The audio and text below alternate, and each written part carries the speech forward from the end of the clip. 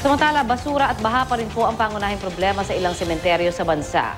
Nagpaalala naman ng mga otoridad na mga bawal dalhin sa sementeryo ng mga maglilinis ng puntod at dadalaw sa kanilang mga yumao. Balitang hatid ni Susan Enriquez.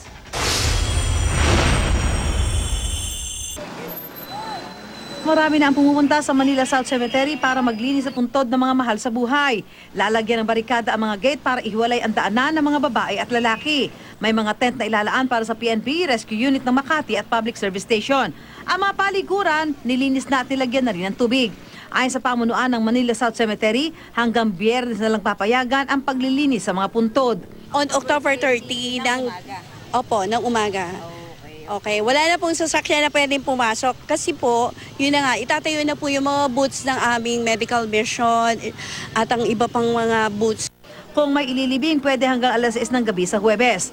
Ang mga nicho naman sa Bangged Abra, natatakpan pa rin ng mga damo o di kaya'y tinapunan ng mga basura. Bukod naman sa basura, problema ang baha sa Bunuan Bukid Public Cemetery sa Dagupan City.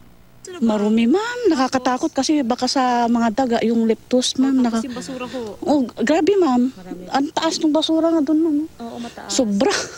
Kawawa naman po yung mga puntod ng mga kamag-anak namin kasi makikita, ma'am.